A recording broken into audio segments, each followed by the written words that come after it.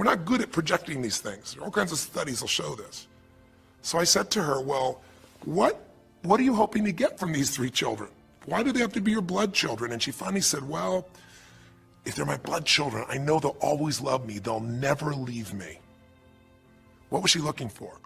Unconditional love. She had this big blueprint that said, White House, picket fence, 3 children, perfect husband, all these different things. But what was behind that was a need to feel like she could have love that would be certain and wouldn't go away. So I can help her meet that need. So I said to her, I said, well, maybe one reason you don't have a husband is because every time you look at one, you're trying to figure out if he's going to get you those 3 kids in time and how that's going to happen. And maybe he feels a little stressed when you're looking at him this way because he can feel what's going on behind your bed, even if he doesn't know what the words are. And she started to laugh. She goes, I guess I've probably been that way a good portion of my life. And she goes, people wonder, why I'm so uptight. I said, you're uptight because you felt like you're running out of time trying to meet some picture. But I said, all you really want is love. I said, don't you have a lot of love in your life? Tell me about your friends. And gradually, I got her to start seeing this love that she was trying to get was already here. It didn't match the picture. Maybe we could paint a new picture of what life could really be like and make sure that picture met her deepest needs. That's basically what we did with Joaquin. Joaquin wanted to be a professional basketball player because he loved basketball, yes, but also because he wanted to be that man who was a leader. He wanted to be the man who was the good man. He wanted to be the one who brought energy to people. He wanted to be the man people would look up to. He wanted to be the man who could take care of his family in style, all of his family, not just his daughters and his wife, but other people as well.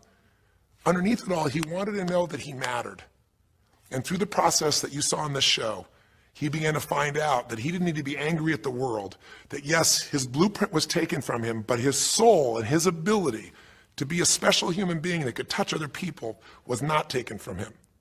That maybe his real gift was his ability to inspire young kids, his ability to get himself to do whatever it took. How did he become a professional basketball player? Unbelievable discipline, unbelievable drive. He started bringing that to picking up trash, and the game started to change. He started to have fun there. He could come home and take care of his kids and pay his bills. That doesn't solve everything, but it gives him a way to suddenly regain himself. When he sat around with all of his family, and you saw part of those scenes, and if you watch little areas of browsing this week, you'll see some more scenes from his family where you see him begin to realize they love me whether I'm rich or poor. They love me whether I'm a professional basketball player or not. They love me. That's what he was really after. And when he got that, it allowed him to let go and say, I can do other things. That doesn't mean he won't have challenges. We're all going to have challenges in our life. It doesn't mean that at times he won't wish he's doing more, but he's no longer stuck.